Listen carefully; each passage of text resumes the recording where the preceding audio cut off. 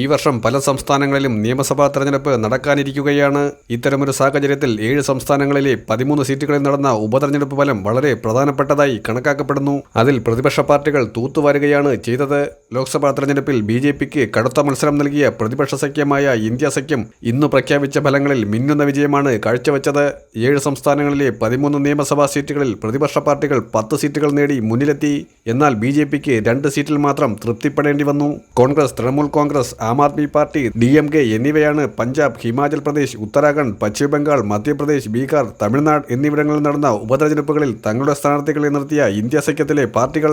പഞ്ചാബിലെ ജലന്ധർ വെസ്റ്റിൽ AAPയുടെ മോഹിന്ദർ ഭഗത് 23,000 വോട്ടുകൾക്ക് വിജയിച്ചപ്പോൾ പശ്ചിമ ബംഗാളിൽ തൃണമൂൽ കോൺഗ്രസ് സ്ഥാനാർത്ഥികൾ 4 സീറ്റുകളിലും വിജയിച്ചു. ഹിമാചൽ പ്രദേശ് മുഖ്യമന്ത്രി സുഖ്വീന്ദർ സിംഗ് സുഖുവിന്റെ ഭാര്യ കമലേഷ് താക്കൂർ ഡെഹ്റയിൽ നിന്നും വിജയിച്ചു. ഇതിനൊപ്പം നളഗഡ് സീറ്റിലും കോൺഗ്രസ് വിജയിച്ചപ്പോൾ ഹമീർപൂരിൽ മാത്രമാണ് BJPയുടെ ആശിഷ് ശർമ്മ വിജയിച്ചത്. പശ്ചിമ ബംഗാളിൽ തൃണമൂൽ 4 സീറ്റുകൾ നേടി. അവിടെ തൃണമൂലിന്റെ സ്ഥാനാർത്ഥികൾ BJP സ്ഥാനാർത്ഥികളെ വലിയ മാർജിനിലാണ് പരാജയപ്പെടുത്തിയത്. തമിഴ്നാട്ടിലെ വിക്രവണ്ടി നിയമസഭാ സീറ്റിൽ DMKയുടെ അന്യൂർ ശിവ 60,000 വോട്ടുകൾക്ക് വിജയിച്ചു. ഉത്തരാഖണ്ഡിലെ ബദ്രിനാഥിലും മംഗലാപുരത്തും കോൺഗ്രസ് സ്ഥാനാർത്ഥികൾ വിജയിച്ചപ്പോൾ മധ്യപ്രദേശിലെ അമർവാദ് സീറ്റിൽ BJPയുടെ കമലേഷ് പ്രതാപ് ഷാഹി വിജയിച്ചു.